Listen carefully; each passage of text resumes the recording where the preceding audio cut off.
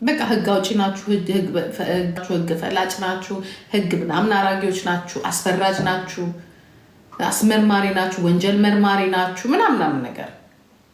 ይሄ ደግሞ አይሄድም ከዚህ ህዝብ ጋር። በተለይ እናትና አባት እኔ እውነቱን ልንገራችሁ እናትና አባት ትልቅ ጥፋት አጥፍተዋል። በጣም ትልቅ ጥፋት።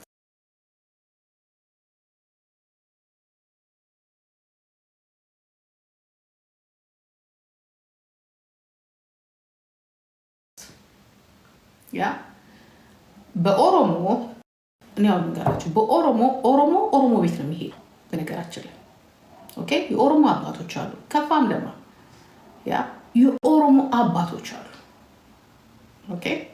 እቺ ልጅ ለዚህ ቤተሰብ ለዚህ ህዝብ ልጅ ናት። እሱም እንደዛ ምን አድረስልኝ አከሊ ድረስልኝ አከሊ አንተ እዛው ለፍልፍ ለምትፈልገው ነገር ገባ። ግን እልፍ ካለ አትግቡ እንደዚህ አይነት ነገር ላይ በነፍስ ጉዳይ ላይ በኦሮሞ ጉዳይ ላይ አትግቡ።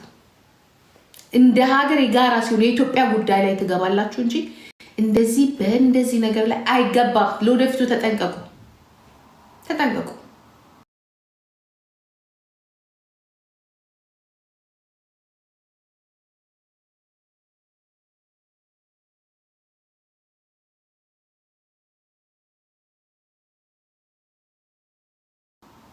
ኦኬ ከኦሮሞ ጋር የሚያገናኙት የሀገር ጉዳይ ነው እንጂ የቀነኒና የአንዷለም ጉዳይ አይደለም።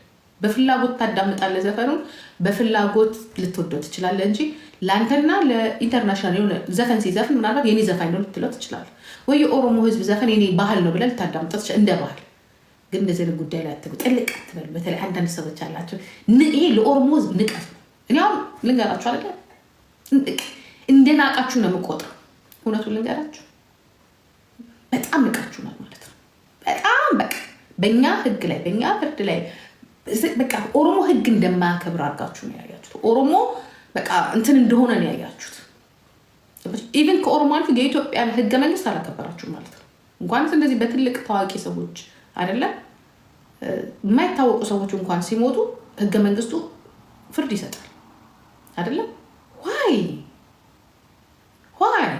የዚህን ያህል የምትንቁት ወይ ማን ነው እናንተ መርማሪ ያደርጋችሁ?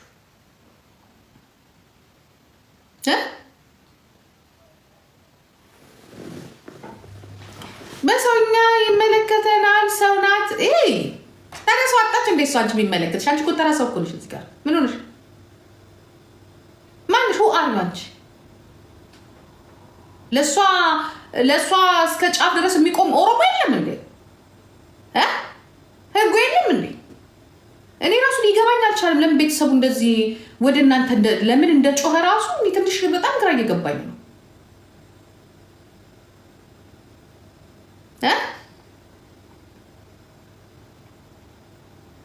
ትንሽ ግራ ይገባኛል።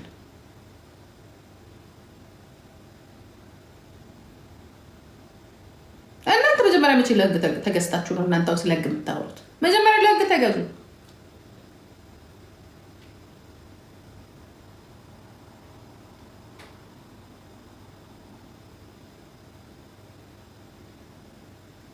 ህግ አለ ብለሽ ነው ወይ የምታስቢው? ትጂ ህግ የለም ብላችሁ ነው የምታስቡት እናንተ? ታዲያ ለምንድን ነው ገብታችሁ ህግ የማታስፈጽሙት? ህግ ማከል የለ ታዲያ ለምን እናንተ ህግ አታስፈጽሙ? እስቲ ንገረን፣ ለምን ህግ አታስፈጽሙም እናንተ? ሳምሪ አንድ ነገር ብትሆን ምን ትሆናለች? ሳምሪ ተፈቷለች። ለምን ደስ ነው ወልዷል። ምን ትሆናለች ሳምሪ? ሳምሪ ብትሆን ብለሽ አያቱን